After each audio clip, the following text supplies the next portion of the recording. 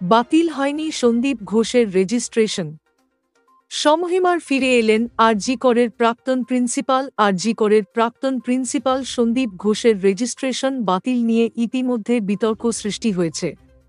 রাজ্য মেডিকেল কলেজের ওয়েবসাইটে সন্দীপ ঘোষের স্ট্যাটাস ঘিরে এই বিতর্কের সৃষ্টি হয়েছে।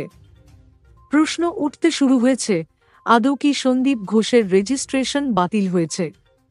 প্রসঙ্গত 19 সেপ্টেম্বর আরজি করের প্রাক্তন প্রিন্সিপাল সন্দীপ ঘোষের রেজিস্ট্রেশন বাতিল হয়েছে।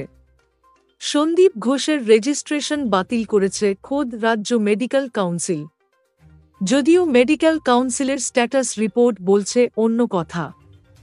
এতদিন রাজ্য মেডিকেল কাউন্সিলের ওয়েবসাইটে সন্দীপ ঘোষ নামের পাশে সাসপেন্ড দেখাচ্ছিল, কিন্তু মঙ্গলবার থেকে সাসপেন্ড সরে ওয়েবসাইটে সন্দীপ ঘোষের নামের পাশে রেজিস্ট্রার দেখাচ্ছে, যা নিয়ে জোর বিতর্ক শুরু হয়েছে।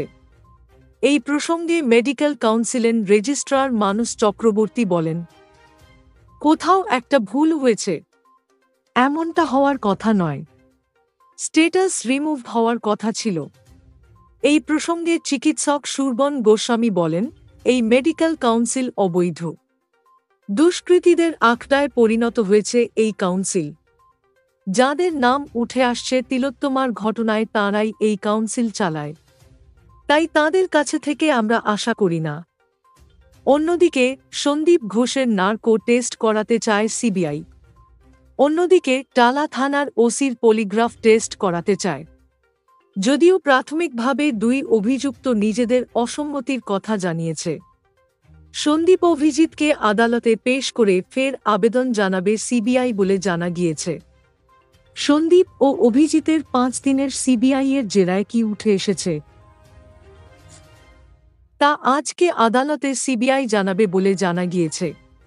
আরজি করের ফরেনসিক বিভাগের অধ্যাপক অপূর্ব বিশ্বাসকে একাধিকবার তলব করেছে সিবিআই। পরপর 3 দিন অপূর্ব বিশ্বাসকে তলব করা হয়।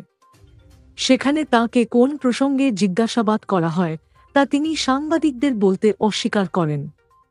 তবে তিনি সাংবাদিকদের সামনে অভিযোগ করেছিলেন, ময়নাতদন্ত করার জন্য চাপ দিয়েছিলেন আরজি করের নির্যাতিতার এক আত্মীয়। সেই আত্মীয় নিজেকে আরজি করের নির্যাতিতার কাকা বলে উল্লেখ করেছিলেন।